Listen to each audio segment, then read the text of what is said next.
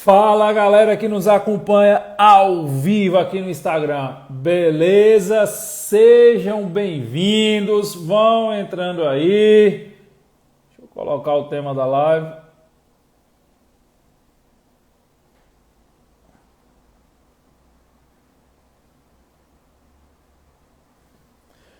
Pronto, colocando o tema da live aqui, fixando para vocês. Cadê? Fixe, meu filho. Isso, fixar comentário. Sejam bem-vindos. Vamos embora. Vão sentando o dedo no like aí. Vamos sentando o dedo no like aí. Vão dizendo de onde vocês são. Quem está chegando por aqui? A Cidinha Maldonado, a Andresa Zang acabou de entrar. Benjamin Montenegro, Manolo Correia, advogada Leti Cerqueira, Amanda está por aqui, a Larissa Xavier Lima, o Estênio Neves, a Larissa Xavier de Goiânia, a Natália Campedelli acabou de entrar, meu patrão, professor Roberto Tirão, meu amigo Roberto Tirão, o homem forte do direito tributário no Brasil. Um abraço, Tirão, saudade de você. Pessoal de Macaparana, Pernambuco, Campo Grande, Mato Grosso do Sul, a Amanda CB de Fortaleza, na Carolina de Pernambuco. Bom, agora que vocês estão chegando, a Eliane, advogada da Bahia, Juliana Souza é de São José do Egito, terra da poesia. O poeta não se faz, o poeta nasce feito. Sou da terra da poesia, sou poeta por direito. Tinha isso na entrada de São José do Egito, terra de grandes poetas, na verdade o sertão do Pajeú pernambucano e paraibano também, terra de grandes poetas. Um abraço aí para a galera de São José do Egito. Tive a oportunidade de... Agora faz tempo que eu fui, mas quando era mais jovem ali, entre os meus 20 e 30 anos, eu tinha a oportunidade de ir muito em São José do Egito, beber na fonte da poesia. Tive a oportunidade, inclusive, de conhecer, ainda com vida, grandes poetas aí dessa região do Pajeú das Flores. Galera de Tianguá, no Ceará, tá por aqui. Vamos lá, vamos começar o nosso papo, vamos começar a trocar uma ideia aqui com vocês, vamos começar a conversar sobre esse tema que está fixado aí. O tema da live de hoje é Já deu, quando é a hora de parar? E aí eu postei a divulgação dessa live hoje nas minhas redes sociais, postei tanto no feed quanto no Stories aqui do Instagram, e algumas pessoas vieram mandar mensagens para mim. Na verdade, eu li umas 4, 5 mensagens no direct. Eu estou tentando dar conta do direct, porque como nós tivemos resultado da OAB agora no dia 11, agora na segunda-feira, então tem muita mensagem que o pessoal está mandando, falando que passou, eu estou tentando responder tudo. Algumas mensagens do pessoal pedindo orientação de recurso, eu estou respondendo, estou encaminhando para o provimento. Outras pessoas perguntando se não dá mais para fazer recurso no provimento. Eu estou dizendo que o que encerrou foram as triagens do provimento. A gente não pega mais nada para triar, mas se porventura você teve a sua triagem aceita e o pessoal do provimento disse para você que é viável o seu recurso, é só você ir lá e pagar, que até amanhã o pessoal está mandando recurso para você. Enfim, então tem mensagem de todo tipo. Pode até ser que tenham chegado mais mensagens sobre o tema da live, mas umas 4 ou 5 eu li, e o que me chamou a atenção dessas mensagens é que todas as pessoas estavam surpresas com o tema da live. Qual é a hora de desistir? Desistir, PLGG? Não, a gente não vai desistir, não. Ou então outros diziam, não, tá certo, vamos desistir. Porque quando a gente fala em desistir, a galera está muito acostumada com essa cultura do coach, né? A galera está muito acostumada com essa cultura das técnicas de ativação, de coaching, de não sei o que, não sei o que. Não tem nada disso. Aqui é um papo de pessoas reais para pessoas reais. Se você veio aqui procurando metodologias de coach, se você veio para cá procurando esse negócio de coach quântico, metodologias de ativação do cérebro, fórmulas mágicas, panaceia e cura para todas as dores, desculpa eu lhe dizer, mas esse não é o lugar. Essa não é a live. Essa live é para quem quer ter uma conversa adulta, e escutar e tem maturidade suficiente para escutar algumas verdades e principalmente está disposto a escutar alguém que tem talvez um pouco mais de vivência, um pouco mais de experiência que vocês. Eu não sou melhor nem pior do que nenhum de vocês. Eu sofro das mesmas dores, padeço dos mesmos males, tenho sede que nem vocês, tenho sono que nem vocês, tenho fome que nem vocês, tenho conta para pagar que nem vocês, tenho responsabilidade que nem vocês. Talvez eu seja um pouco mais velho, talvez eu tenha um pouco mais de experiência de vida, talvez nem tanto pela idade, mas realmente porque eu estou no mundo há muito tempo. Eu saí de casa para estudar e fazer 15 anos de idade, vou fazer 45. Quer dizer, eu estou há 30 anos no meio do mundo aí me virando com a ajuda de algumas poucas pessoas e com a dádiva sempre presente do bom pai. Então, a conversa aqui é uma conversa para pessoas adultas. Eu não, com todo respeito, tá? Eu não estou desmerecendo quem faz esse tipo de trabalho, mas eu não acredito nessa história de coach. Eu não acredito nessa história de pílulas mágicas, de solução mágica para a sua vida, de alguém que vai dizer e vai lhe ensinar a ser feliz, alguém que vai lhe ensinar a resolver seus problemas financeiros, alguém que vai lhe ensinar a criar ativações mentais que vai fazer com que você fique imune às dores. Eu não acredito em nada disso. E eu lhe digo, eu já tive a oportunidade de participar, de ter experiências com esse negócio de coaching, e foi uma das coisas mais absurdas que eu vi na minha vida. Eu, há alguns anos, a mando de uma empresa que eu trabalhava, eu fui participar de um negócio, de um método aí, eu não vou falar o nome, não interessa. Eu fui participar de um método aí na cidade de Fortaleza, no Centro de Convenções de Fortaleza, que eram 3 dias assim de um final de semana, com esse negócio de imersão em coach, não sei o quê, e eu vi estelionato por cima de estelionato, no sentido figurado do termo. Eu vi coisas que, me desculpe, mas não fazem parte da realidade. Então, eu não acredito nessa história. Eu acredito em experiência de vida. Eu acredito em vivência. E eu já vou começar a tratar especificamente do tema, lhe dizendo 2 coisas que talvez você não esteja acostumado a ouvir. A primeira coisa é: nós fomos educados para sermos frágeis. Em regra, nós fomos educados para sermos frágeis, para temermos a dor, para não estarmos dispostos a bancar riscos e principalmente para fazermos de tudo para nos protegermos da dor e do sofrimento. Isso faz parte da realidade, da formação da psique da maioria de vocês que estão me assistindo. Eu não estou dizendo que deu certo. Eu não estou dizendo que todos vocês são assim. Eu não estou ofendendo nenhum de vocês. Eu estou externando uma realidade que eu acredito, e uma realidade que eu acredito que é muito forte para os que são nascidos há menos de 30 anos. Eu não sei, nós estamos em 2021, 2011, 2001, 91. Se você é nascido ali de 92, 93 para frente, que eu acho que é a grande maioria de vocês, certo? Que estão me acompanhando, a grandíssima maioria dos meus alunos tem até 30 anos de idade. Então, se você é nascido ali depois do início da década de 90, e se você foi aí, levanta a mão para a gente ver, se tem menos de 30 anos, muito provavelmente você veio e teve a formação numa geração em que ela foi moldada, ela foi podada para ser uma geração que teme a dor, que teme o sofrimento e que tem muito pouca tolerância à frustração. Uma sociedade que foi criada para ser uma sociedade frágil.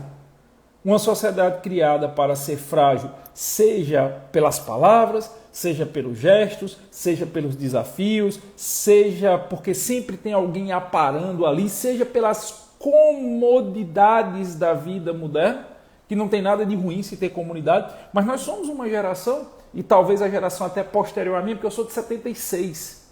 Eu sou nascido nos anos 70. Na década de 80 eu já me entendia por gente, eu já entrei nos anos 90 como um homem adulto, como uma pessoa adulta. Então, a geração ali dos anos 90 para frente, mas talvez um pouco até a minha, é uma geração educada literalmente para ser uma geração hiperprotegida, uma geração que não aguenta dor, não aguenta contradição e não aguenta sofrimento. E isso é uma geração frágil. Certo? É uma geração muito frágil, diga-se de passagem, e o que é pior, é uma geração que não se percebe como frágil. É uma geração que ela foi criada, e você talvez tenha sido criado assim, para ser tão protegida que ela é protegida até contra a própria percepção de fragilidade. É uma geração que não tolera dor e sofrimento. E ela não consegue perceber que não tolera dor nem sofrimento. E aí vem o segundo detalhe. Nós precisamos hoje, independentemente de você ter a minha idade, eu vou fazer 45 anos agora, esse ano. Independentemente de você ter a minha idade, de você ter 36 anos, de você ter 30 anos, de você ter 25 anos, de você ter 18 anos, de você ter 10 anos, independente disso, nós precisamos começar a entender que no mundo atual, na situação que nós vivemos hoje, apenas os que são antifrágeis é que vão se destacar. Os que estão dispostos a bancar o preço de ser antifrágil. E aí você me pergunta, o que é isso? O antifrágil, que é um conceito que muita gente nunca escutou falar. O antifrágil é aquele cara que não busca a dor, mas ele entende que ele só vai conseguir evoluir, melhorar e progredir na vida debaixo de sofrimento, que não precisa ser um sofrimento atroz e perpétuo, debaixo de frustração e principalmente se ele tiver alguma tolerância a risco. Se ele estiver disposto a arriscar, errar e recomeçar. E se ele entender que ele não tem como se manter imune à dor. Se ele entender que ele não tem como se manter imune ao sofrimento. Você não quer sofrer todo dia. Você não quer sentir dor de forma recorrente. E quando eu estou falando dor, eu não estou falando de dor física, não. Você tem uma dor no braço, você toma um remédio. Está com uma bucite e você faz uma infiltração. Tal. Eu estou falando da dor de viver, da dor de progredir, da dor de lutar, da dor de se relacionar, da dor de ter um trabalho, da dor de enfrentar um desafio da OAB, da dor de enfrentar o desafio de um concurso público. Você só consegue evoluir se você aprender que somente através da dor, da frustração e do sofrimento é que você vai conseguir ter coragem para dar o próximo passo. É que você vai conseguir ter coragem para evoluir. É que você vai conseguir se tornar o antifrágil. Você muitas vezes não tem culpa de ter sido educado para querer ser imune à dor. Você não tem culpa de ter sido educado para ser frágil. Você não tem culpa de ter sido educado para ter uma baixa tolerância à frustração. Não dependeu de você. Mas você tem que assumir a responsabilidade de lutar contra isso. E para que você possa lutar contra isso, você primeiro tem que se autoavaliar e se perceber se você efetivamente é frágil ou se você já está caminhando para se tornar o antifrágil. Se você está com condições de efetivamente enfrentar a realidade como ela se mostra, ou se você ainda vive na ilusão que você é capaz de evitar a dor e evitar o sofrimento. E essa avaliação só depende de você conseguir perceber a realidade que lhe cerca. E aí vem a primeira coisa que eu gostaria de colocar para vocês. Quando a gente fala assim, quando é hora de desistir? Nós estamos tão acostumados com mecanismos psicológicos de autoproteção, nós estamos tão acostumados com mecanismos psicológicos que tentam tirar da gente sentimentos de frustração, que a primeira coisa que a gente vai dizer é nunca. Quando é que eu vou desistir? Nunca. Desistir não existe. Isso não faz parte. Sem que antes nós paremos para pensar o que é que significa desistir. A geração dos frágeis, nós fomos educados, inclusive, para criarmos mecanismos psicológicos de autodefesa que justifiquem que nós não precisamos mudar o que nós somos. Que justifiquem que nós não precisamos alterar o modo de vida que nós temos. Que nós não precisamos alterar aquela situação que hoje nos parece ser uma situação confortável, ainda que a gente esteja se lascando em várias áreas. Então a primeira resposta é desistir nunca. Depende. Depende de desistir de quê? Depende de desistir para quê? E depende de desistir de por quê? Tem algumas pessoas que me perguntam, você desiste? Depende. Do quê? Para quê? E por quê?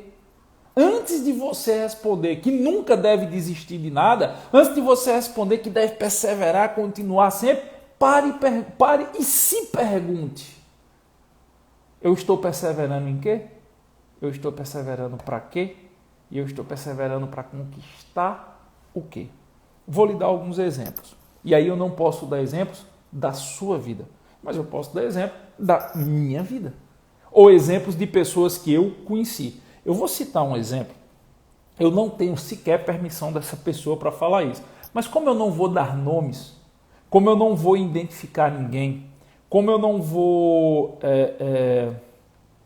falar de situações que possam ser possível a identificação, eu vou citar um caso real, mas eu vou citar em tese apenas para ilustrar, eu acho que eu não estou ferindo a ética, eu acho que eu não estou ofendendo quem quer que seja.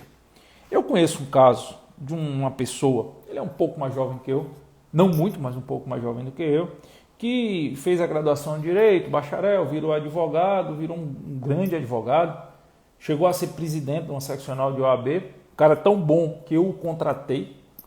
Ele prestou diversos serviços advocatícios para mim, na área dele, uma área diversa da minha, eu não entendo nada da área dele, um cara muito bom mesmo, e que ele poderia se sentir tranquilo e confortável no exercício do munus da advocacia.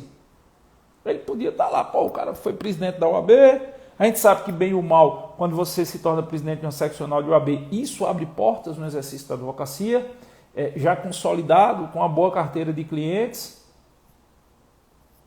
mas ele achou que era o momento de desistir da advocacia.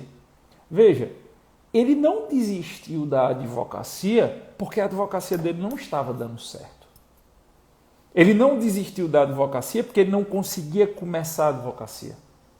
Ele não desistiu da advocacia porque ele não tinha portas abertas na advocacia.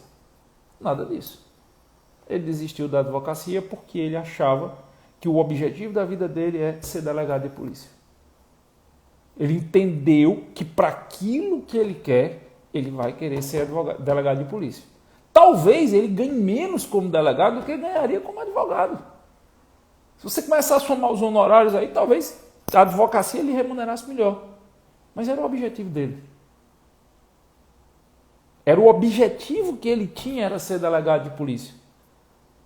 Porque você desistir de uma coisa, quando você está fudido, que não tem porta nenhuma, eu desisti de quê? Do que não tinha é muito fácil, todo mundo desiste do que não tem. Todo mundo desiste daquilo que não tem. Não tem porta nenhuma aberta, toda porta que eu bato está fechada, eu vou desistir de bater, é fácil, nenhuma se abriu. Agora você desistir de inúmeras portas abertas na sua frente em busca daquilo que você quer, aí é outra coisa. E ele desistiu da advocacia. E está hoje estudando para a prova de delegado de polícia. E eu não tenho a menor dúvida que ele vai passar. Eu não tenho a menor dúvida que ele vai escolher, inclusive, onde ele quer ser delegado de polícia. Veja, deve ter sido uma puta dor. Deve ter sido para se arrombar. O cara tem família, o cara tem condição social, tem pessoas que olhavam para ele e me enxergavam como grande advogado e de repente ele não, agora eu vou estar para concurso, que eu quero ser delegado de polícia. Ele fez uma ponderação. É um risco? É um risco. Deve ter doído? Muito. Vai encontrar incompreensão pela frente? Com certeza. Muita gente vai olhar e vai dizer que não entende? Não resta a menor dúvida. Mas ele fez o quê?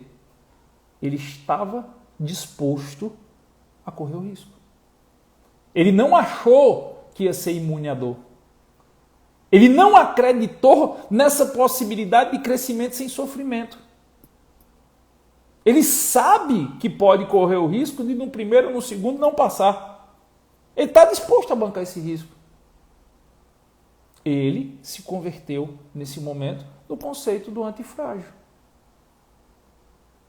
Ele fez uma aposta que poucas pessoas, talvez na condição dele, estivessem dispostas a fazer. Mas a aposta dele teve uma finalidade: não viver frustrado. A aposta dele teve uma finalidade: não se permitir ser dominado pela situação, ainda que a situação fosse confortável. E a aposta dele teve uma finalidade: não se permitir achar que a condição faz o que ele é. Ele faz a condição que ele quer. Isso é uma prova de ser uma pessoa antifrágil. Vou trazer para a minha vida, como eu disse, eu posso falar do que eu conheço ou do que particularmente eu vivi. eu vou trazer para a minha vida. Eu tenho inúmeras situações na minha vida onde eu desisti. E ao desistir, eu banquei um risco e muitas vezes eu sofri. Mas hoje eu sou reflexo dos riscos que eu corri e eu sou reflexo das dores que eu senti. Eu vou abrir até um parêntese, tá? Quando você consegue perceber a vantagem de ser um antifrágil, ao invés de você temer a dor, você inconscientemente passa a se orgulhar das cicatrizes que você acabou amealhando ao longo da sua vida.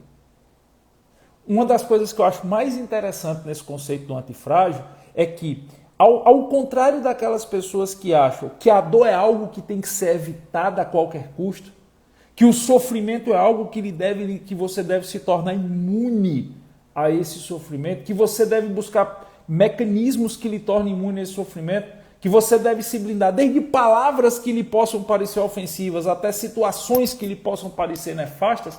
Quando você consegue descobrir a vantagem do antifrágil, você acaba entendendo que aquelas cicatrizes que você está trazendo é o que estão lhe fortalecendo. E curioso, no mundo repleto de frágeis, aqueles que mais têm cicatrizes são os mais respeitados.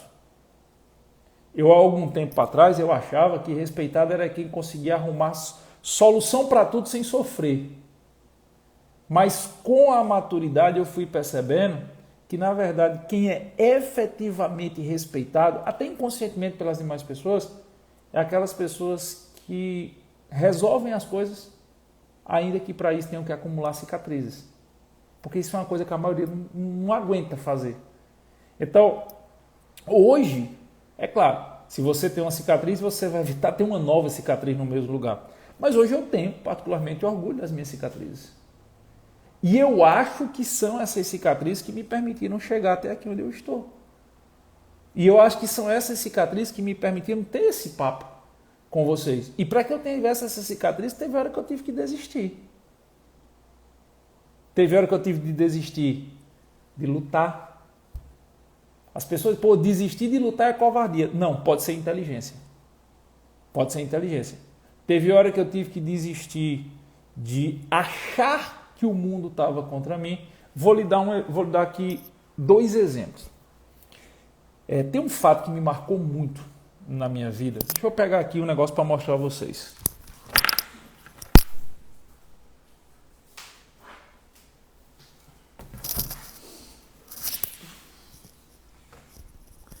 Pronto, peguei.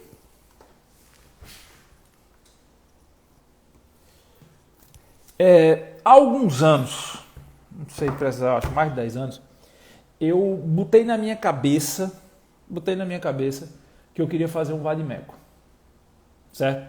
Eu já era professor eu já era professor de preparatório para concurso público, para OAB, tal. Eu, antes de existir online, eu rodava o país todo, que isso é outra coisa que eu vou falar para vocês.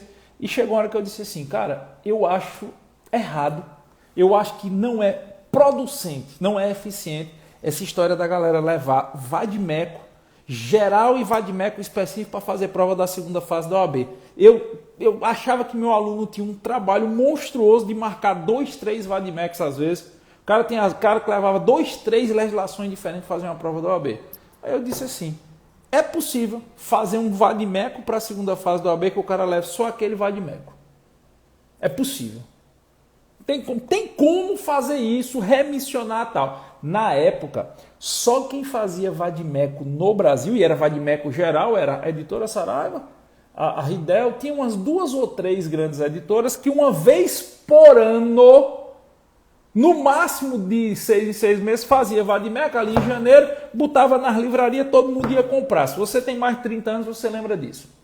Acaba lá no começo da graduação, pegava, comprava um vade-mecum, levava o vade-mecum até o final da graduação. Também não existia ainda essa hiperatividade legislativa e tal. E eu botei na minha cabeça que eu ia fazer um vade-mecum, só um vade-mecum de penal, com índice remissivo de penal, só de penal para a segunda fase, e não tinha no mercado. Beleza. Sentei, passei um ano trabalhando, eu tive algumas pessoas que me ajudaram, trabalhavam comigo. E assim, tinha dia de eu dormir 3 horas por noite, tinha dia de eu não dormir. Foi um momento muito conturbado. Eu tinha me separado, fui casado um curto período de tempo pela primeira vez, tinha me separado da minha primeira esposa. Estava um período muito conturbado de vida e eu ali trabalhando, fazendo. Me lembro como se fosse hoje. Quando terminei de montar o Vadimeco, porque veja, selecionar a lei é fácil, o difícil é você fazer índice remissivo e principalmente remissão. Hoje, meu Vadimeco, ele tem mais de 100 mil remissões. 100 mil. Eu me lembro que a primeira edição que eu fiz tinha 28 mil e uns quebrados, 28.500 emissões mais ou menos. Fiz o Vadimeco e tal, imprimi, levei num shopping aqui do Recife chamado Shopping Tacaruna. Tinha uma gráfica lá, me lembro como se fosse hoje. Imprimi o Vadimeco, duas coisas, encadernei o Vadimeco, tirei xerox da outra, encadernei e tal. Peguei um avião e fui para São Paulo. Varig. Será que faz tempo? E eu fui para São Paulo, voo da Varig, a Varig nem tinha sido comprada ainda pela Gol. Fui para São Paulo, embarquei em São Paulo, sem marcar, e fui bater na porta de um editor que eu tinha assim como o cara que era referência, tampa em fazer Vadimeco no Brasil. Fui bater na porta dele. Fui na porta dele, ele me recebeu, deu um chá de cadeira, mas recebeu. E eu entrei, apresentei o Vadimeco, ele perguntou o que é que eu queria. Eu disse, cara, eu tô com esse Vadimeco aqui, eu fiz um Vadimeco específico para a segunda fase de direito penal, tá aí todo remissionado. Ele disse, quem fez? Eu disse, eu. Ele disse, você é o quê? Eu disse, eu sou professor de preparatório para concurso para a OAB. Aí ele disse, mas você trabalha com o quê? Eu disse, eu sou professor de preparatório para concurso para a OAB. Aí ele olhou, você é de onde? Eu disse, sou cearense, mas moro em Pernambuco. Contei a história lá, ele folheou e disse, isso aqui não dá certo não. Eu disse, por que isso não dá certo? Aí ele disse, cara, primeiro ninguém vai querer comprar. E segundo, quando você for alguém, você volta. Quando você for alguém, você volta. Meu irmão, pense que foi foda ouvir aquilo ali. Eu sempre digo que ele não era obrigado a fazer meu Vadimeco, ele não era obrigado a comprar o Vadimeco, ele não era obrigado a contratar, ele não era obrigado a nada. Mas ele também não precisava falar da forma que ele falou. E eu me arrependo hoje, e aí é aquela questão de não ser antifrágil na época, de ser imune à dor. Eu não queria voltar com a frustração. Eu não queria voltar de São Paulo com a frustração. Eu achava que voltar com a frustração era terrível. Que eu virei para ele e eu ainda abri a boca e disse assim, olha, você não precisa me pagar nada. E se for preciso, eu ajudo nos custos de produção. Porque eu estava, na hora eu abri a boca, disposto a assinar um contrato de não receber nada pelo meu trabalho, se fosse preciso, fosse pagar para meu trabalho existir. E eu me arrependo demais de ter dito isso, porque graças a Deus o cara não aceitou. Mas se ele tivesse aceito, se eu tivesse assinado um contrato em relação a isso, e eu me arrependo hoje de ter aberto a boca e ter dito isso, por quê? Porque foi uma fragilidade minha.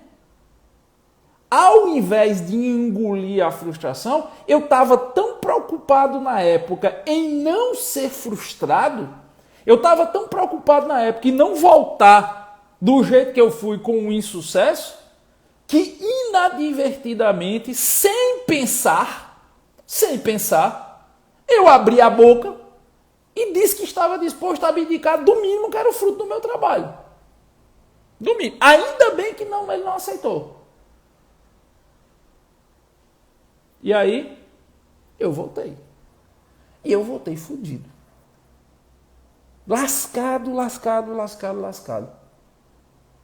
Não sei se vocês conhecem o aeroporto de Guarulhos, em São Paulo.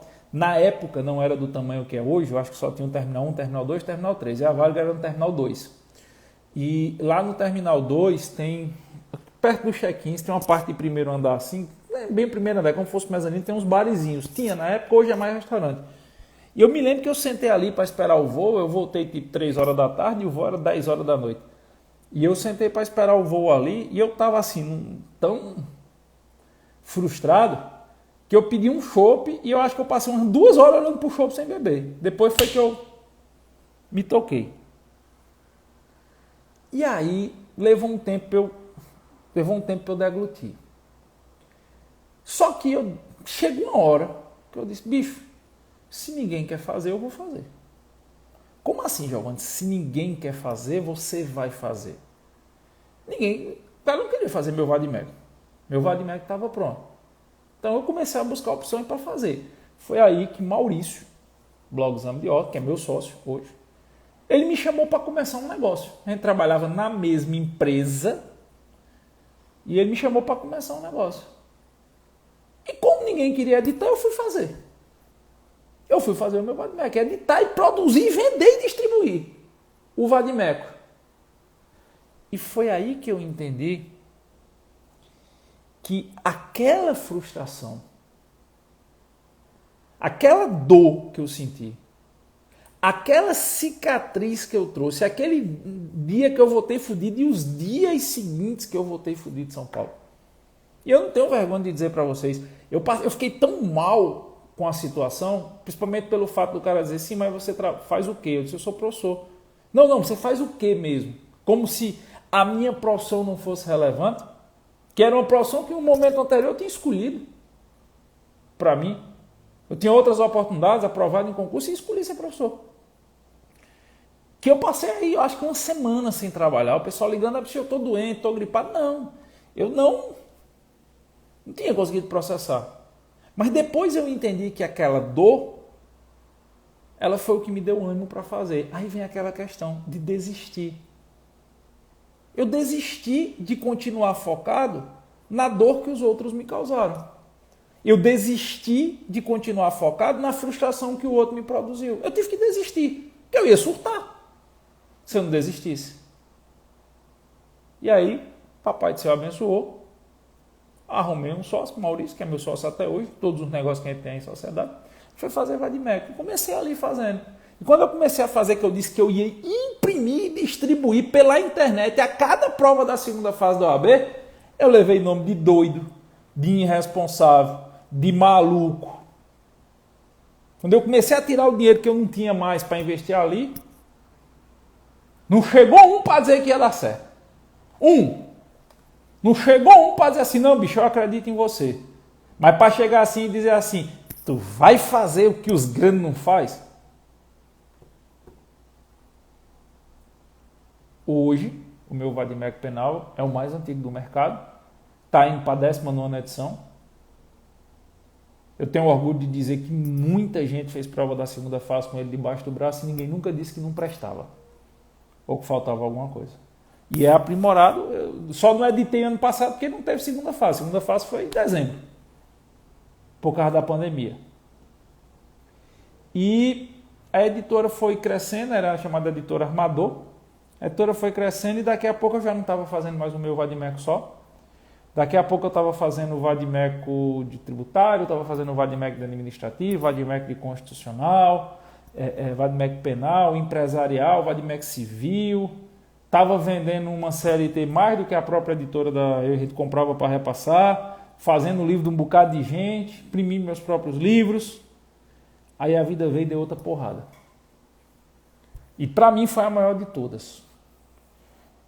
Eu e Maurício, a gente arrumou mais um sócio, uma pessoa que me chamava de irmão, chamava Maurício de irmão. E a empresa estava grande demais. Está ficando grande demais. Você imagina uma editora que começou para fazer 1.000 exemplares de um Vadimeco e a cada segunda fase da OAB, somando todos os livros, estava fazendo 45 mil livros. A gente, no terceiro ano de funcionamento, estava fazendo 100 mil livros num ano, 150 mil livros no ano. Imagina o tamanho do estoque, imagina o tamanho do trabalho, dos problemas. E eu nunca quis deixar de ser professor. Chegou literalmente a hora que não estava dando conta. E aí apareceu uma pessoa que eu particularmente confiava muito. E apareceu essa pessoa que tinha uma empresa muito maior do que a nossa. Enfim. E resumindo a história. Essa pessoa que me chamava de irmão, que chamava Maurício de irmão, fez uma manobra e literalmente a gente perdeu a editora. Literalmente eu perdi a editora. E foi a coisa que mais me doeu. Porque eu recebi uma ligação dizendo que meus livros não iriam ser mais editados e não eram mais meus. E essa pessoa que me chamava de irmão, na hora que eu disse que não aceitava, disse: ou você aceita ou você está morto no mercado. Eu vou fazer de tudo para lhe destruir. Eu vou fazer tudo para acabar com você e acabar com o Maurício. Vou lhe declarar guerra. Beleza. Eu tive que desistir de uma coisa nesse momento. Eu podia ter focado naquele momento, e não é fácil, tá? Se não foi fácil o cara dizer para umas folhas de papel impressa e xerocada e com aquela espiralada, se não é fácil você escutar o cara dizer que não presta, imagine você perder sem se tocar. Eu me lembro como se fosse hoje, eu estava na Bélgica com a minha esposa. Eu confiava tanto no indivíduo que eu viajei de coração contrito para tirar 30 dias de férias, que eu estava morto e cansado. Eu estava na Bélgica, eu estava em Bruxelas quando eu recebi a ligação. E eu ainda passei uns 15 dias para voltar para o país. E vocês imaginem, e aí surgiu aquela dúvida. Vamos brigar na justiça. Bora, vamos brigar na justiça. Vamos focar. É uma briga grande, sim, uma briga que qualquer advogado quer. Pegar e chover o advogado de todo canto do Brasil, as maiores bancas do Brasil. Só que para eu ter certeza do sucesso e da vitória, eu teria que me dedicar exclusivamente àquilo, focar naquilo e viver em função da desforra. E eu não vou mentir para você, eu fiquei em muita dúvida se era para viver em função da desforra ou não. Porque o sentimento que você tem é de querer desforra, de querer lascar, de querer fazer qualquer coisa. Por quê? Porque nós somos frágeis e a gente não aguenta. Porra, eu fui traído, então o errado sou eu. Você demora a entender que você ser traído, às vezes o errado não é você. E que você pode ter cometido vários erros, eu cometi vários erros que permitiram a traição. E aí, Papai do Céu, que eu acredito muito em anjo. Eu acho que anjos não são pessoas, anjos são aquelas forças, aqueles espíritos de luz, que a gente está olhando para um lado, ele vem dar só um toquezinho no ombro, a gente está olhando para cá, ele dá só um toquezinho, você olha para cá e vê o que você precisa.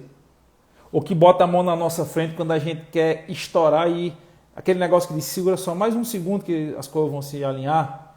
Eu acredito muito nisso. E aí eu peguei o avião para ir conversar com um advogado da determinada cidade do país sobre isso.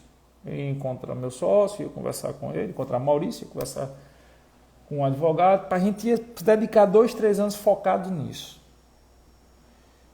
E quando eu entro no avião, é aí que eu acho que tem a questão do anjo, da providência divina.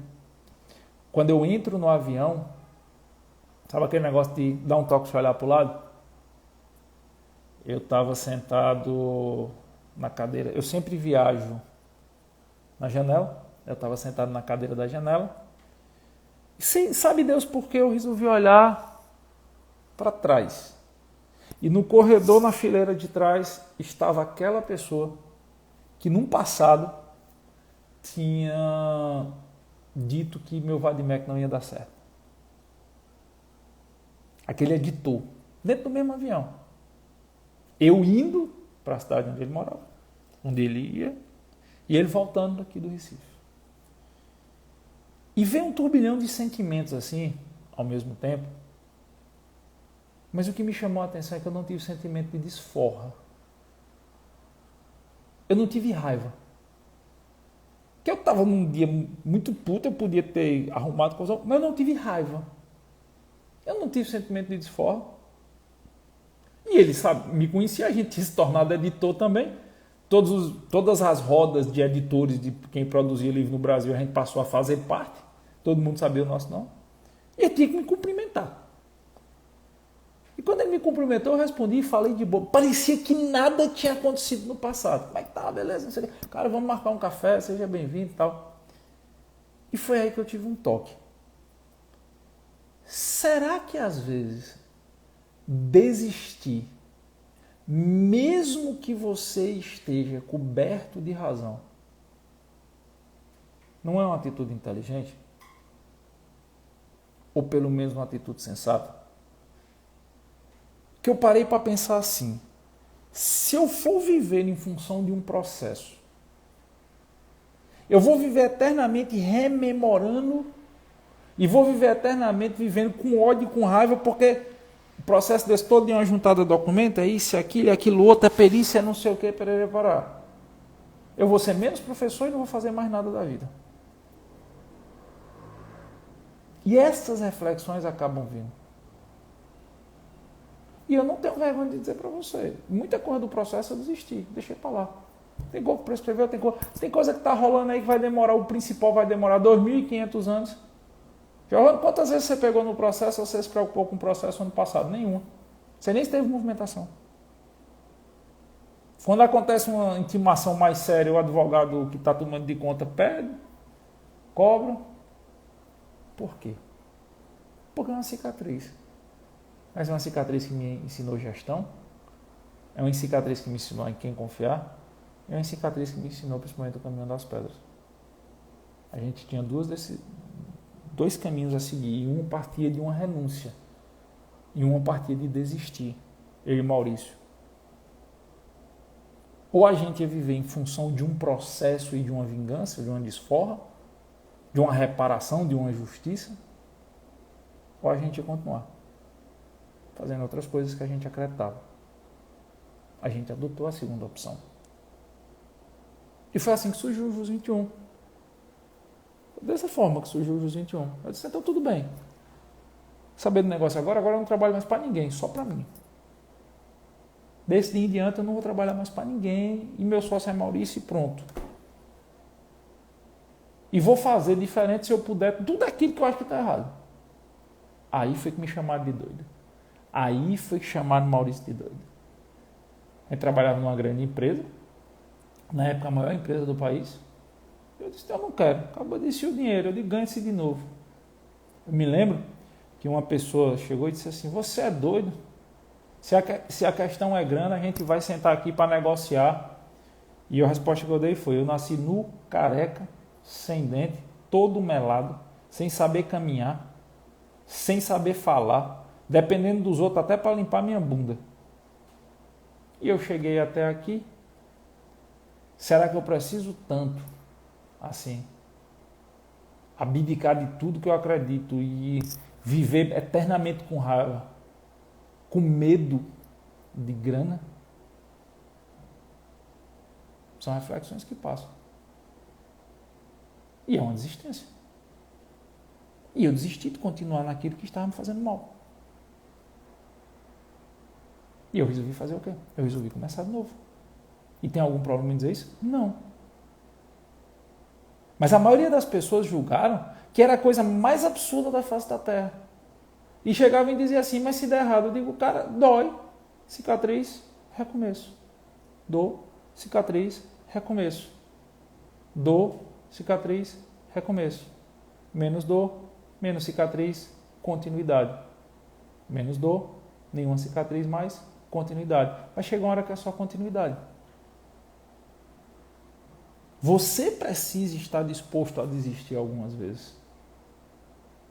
Você precisa estar disposto a entender que nem sempre perseverar em algo é a atitude mais inteligente. O problema é que quando você pensa em desistir, não é desistir e parar, é desistir para, é desistir para mudar o rumo, é desistir para viver um sonho, é desistir para focar em algo que vai lhe fazer melhor, é desistir para ter mais paz, é desistir para não se sentir frustrado, é desistir para investir naquilo que faz mais diferença. É desistir para se sentir mais pleno. Cada um pode ter o seu motivo. Mas tudo isso passa por você entender que você não é imune à dor. Tudo isso passa por você entender que às vezes vai ser foda. E que está tudo certo. Mas você tem que estar disposto a sentir essa dor. Você não vai lutar. Eu quero me machucar. Não, mas você vai se fuder. Faz parte. Sabe onde é que eu vejo isso acontecer demais? Em relacionamentos. Eu vejo isso acontecer demais em relacionamentos. Eu não sei porquê, não sei se é porque eu estou ficando velho. Eu gosto muito de escrever. Eu sou cronista. Eu tenho inclusive livro de crônica publicado. Antes eu tinha mais tempo e eu escrevia muito regularmente nas noites e nas madrugadas. Eu tenho várias crônicas. O título das minhas crônicas se chama Data Vênia. Eu não sei se alguém acompanha o Data Vênia. Eu tenho um livro também chamado Data Vênia e tal. Hoje, praticamente, eu não tenho muito tempo de escrever, a não ser minhas obras, por um motivo mais maravilhoso da face da Terra, que é o nascimento da minha filha. Então, o tempo que eu estou em casa, eu tento estar com ela e assim, eu acordo, antigamente eu escrevia muito cedo, só que eu acordo hoje muito cedo para ficar com ela. Ela acorda ali 5, 5 e meia, a mãe acorda de noite, ela ainda é muito, muito pequena, tem 1 ano, e a mãe acorda à noite, aí eu acordo ali 5, 5 e meia, sempre que possível. Por exemplo, uma semana como essa, que é a semana do provimento, a mãe sempre acorda de manhã. Mas eu acordo, fico com ela, então o tempo de escrever crônicas diminui. Mas eu acho que pelo fato de eu ser cronista, eu sempre tive uma percepção mais apurada, inclusive das relações humanas. Eu presto muito atenção nas coisas, presto muita atenção nas conversas e eu gosto muito do contato com gente. Eu sempre digo assim, se você quer me levar para um canto, quer me ver feliz, me deixe em contato com gente e esqueça de formalidade. Eu não sou muito fã de formalidade, não. Claro, se tiver que se submeter a uma formalidade, eu vou me submeter. Eu sei pegar o talher, eu sei usar o guardanapo, mas não é o meu ambiente, sabe? Não é o meu ambiente, enfim, é o que eu gosto de escutar gente. E aí eu comecei a perceber muito, eu percebo muito isso em relações afetivas. Quantas vezes eu não vi as pessoas simplesmente se acomodarem em relações? As pessoas terem medo, não, eu não vou mexer nisso aqui, eu não vou refratar nisso aqui, eu não vou me posicionar dessa forma, porque pode dar uma briga, pode não dar certo, eu não quero ficar sozinho, eu não quero ficar sozinha, eu não quero caminhar por esse lado, eu não quero caminhar por esse outro, porque não aceitam ser um antifrágil. E vão empurrando com a barriga, ou o inverso. Às vezes as pessoas se amam demais, mas é tão difícil, é tão complicado, não, eu amo demais fulano, eu amo demais fulana, mas é tão complicada a situação que eu não vou investir nesse amor porque tudo vai dar errado e não sei o quê. Será, velho? Será? Será que vale a pena você estar engolindo a dor de não estar com quem você ama? Porque a situação é complicada demais e você prefere não sofrer? Será que você não está sofrendo 2 vezes? E será que vale a pena você continuar frustrado com uma pessoa que você não ama? É o lance do antifrágil. É o lance de você estar disposto a desistir de convenções, a desistir de abraçar o que os outros pensam. Eu vou dar mais um exemplo aqui. Não vou identificar ninguém, então, por óbvio, eu não vou estar ferindo a ética aqui. Eu conheço uma pessoa, eu tenho um carinho muito grande por essa pessoa. Foi uma pessoa que no começo da minha vida profissional me estendeu muito a mão. Eu estava na Faculdade de Direito do Recife, era aluno da Faculdade de Direito do Recife, e comecei a dar aula de história para me sustentar. Enfim, essa pessoa me estendeu muito a mão. E quando eu conheci essa pessoa ele é um homem casado, era na época casado com uma mulher, e tinha na época um menino, acho que de 4 anos de idade, e outro mais novinho de 2 anos, coisa assim, é muito perto, os meninos eram muito novos, mas era muito próximo à idade. E essa pessoa me ajudou muito. E com o tempo a gente conversava muito, tal, ia para tomar cerveja. E um dia ele estava bebendo, e um dia ele me confidenciou que não gostava da mulher. Aí eu disse, separa, cara, tu não gosta dela, conversa com ela, fala com ela. Tu não gosta por quê? E ele disse que sentia uma paixão incontida por um outro homem. E quando ele me falou aquilo, ele começou a chorar, com vergonha de ter me dito. Eu disse, bicho, tu tá chorando por quê? Coração é uma terra que ninguém manda. Já imaginou como seria maravilhoso se você tivesse uma chave no seu coração que você ligasse essa? Eu vou gostar de fulano ou de fulana, ou eu vou desgostar de fulano e de fulana. A vida seria a coisa mais fácil da face da terra. Viver seria a coisa mais simples. Mas não é assim que funciona. Eu digo, tu tá com vergonha por quê? Aí o cara falou para mim, disse, que isso não pode, eu tenho tal família e não sei o que. Eu disse, tu tem um filho, tu vai deixar de ser pai? Tu tá falando que ama um cara, o que é que isso tem a ver com ser pai? E aí ele conversou bastante com ele, ele disse, se você não tá com raiva de mim, mas por quê? O que é que muda o fato de você sentir uma paixão por um homem? Eu acho apenas que você está se ferindo. Porque se você ama um homem, porra, vai viver com quem tu amas. Não, mas é porque eu tenho família, todo mundo me percebe. Repare, para não sofrer, ele estava sofrendo. Só que ele estava se enganando, achando que estava se blindando. E até que um dia, depois, ele chegou e disse para mim, Giovanni, eu vou viver com fulano. Já conversei com minha mulher, vou continuar sendo pai e vou viver com fulano. E depois eu disse a ele que ele se tornou um pai 10 vezes melhor do que ele era antes. Porque ele agora é livre. E está com o cara até agora.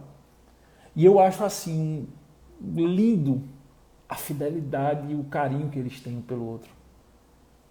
Eu até brinco com eles, e rapaz, vocês dois vão ficar bem velhinhos aí, os dois, um cuidando do outro. Perceberam? Não faz diferença se ele está com uma mulher ou se está com um homem. A diferença faz se ele está disposto a desistir de algo que para ele nada mais era do que uma farsa,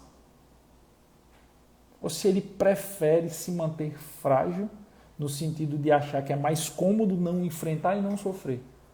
Então, são exemplos, e tem milhares, e eu acho que cada um de vocês aí teria milhares de outros exemplos para dar.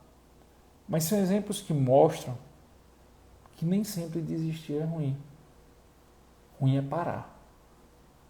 Vou dizer de novo. Nem sempre desistir é ruim. Ruim é parar.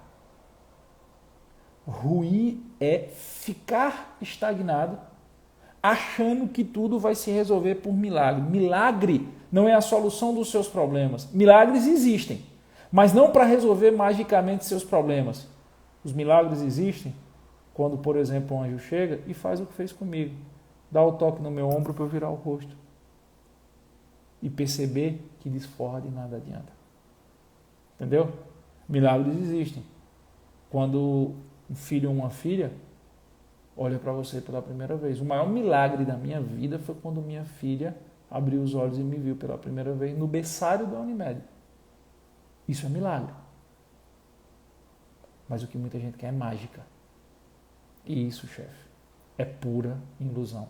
Toda mágica é uma ilusão. Se você precisar desistir de algo, desista.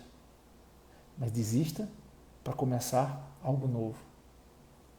Desista para começar algo que seja construtivo. E que se não for tão construtivo quanto que você tem, que pelo menos lhe faça mais feliz do que você é hoje. As pessoas mensuram muito felicidade por renda. As pessoas mensuram muito felicidade por quanto você ganha. Acredite, existem milionários completamente tristes. E existem pessoas muito simples, completamente felizes. Acredite no que eu estou lhe dizendo. Eu conheço homens muito ricos, homens e mulheres muito ricas, que são vazios.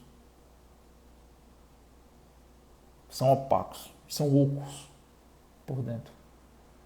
E eu conheço pessoas muito simples, que são de luz por dentro. Não tenha medo de desistir. Se isso é o que é preciso para você mudar o rumo. Não tenha medo de parar algo que não está funcionando na sua vida. Se é isso que você precisa para evoluir. Agora, nunca se permita parar. Nunca se permita ficar imóvel. Nunca se permita ficar na inércia. E se você pode dar credibilidade a quem é um pouco mais velho que você, não ache que a dor nunca vai bater na sua porta. ela vai. Ela vai bater na sua porta, mais cedo ou mais tarde. E se você vai ter que enfrentá-la, é melhor você enfrentá-la de peito aberto. É melhor você enfrentá-la com coragem. E sabendo que você vai ter que passar por ela. E sabendo que ela vai deixar cicatrizes. E aprendendo a se orgulhar dessa cicatriz.